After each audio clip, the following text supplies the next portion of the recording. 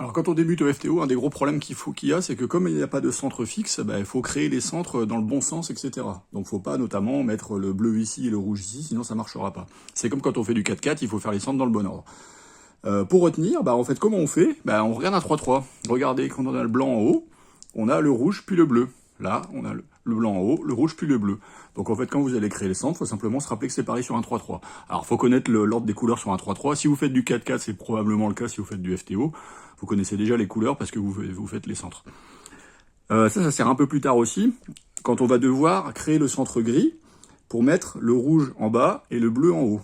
Là, en fait, pour s'en rappeler, c'est l'inverse du centre blanc. Donc, du coup, ça va être le rouge en bas et le bleu. Et en fait, c'est le même ordre que si on met le 3-3 dans l'autre sens. Donc, si vous regardez là, le jaune, on considère que c'est le gris. Il y a le bleu qui est en haut et le rouge qui est en bas. Et donc ça marche très bien. Donc, on va se rappeler de ces deux trucs-là. Et du coup, c'est plus pratique si on commence par le centre gris quand on fait les trois centres.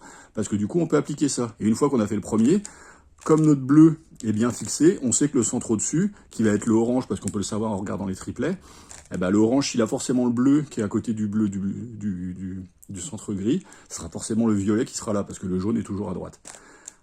Et alors, dernière question, si jamais vous faites pas la croix blanche au 4-4 ou au 3-3, comment on fait? En fait, ça marche pour toutes les couleurs. Alors ça, vous pouvez regarder, sur un FTO, en fait, les couleurs opposées sont les mêmes.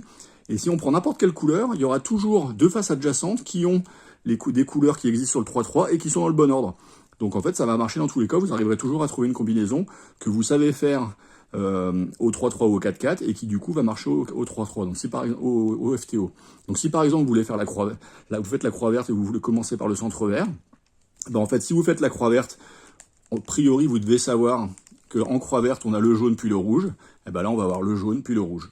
Et du coup quand on va faire le centre gris, pareil, jaune et rouge inversés, de la même façon que si on regarde la couleur opposée du vert qui est le bleu, on a le jaune et le rouge qui sont inversés. Voilà, faut juste se rappeler de tout ça.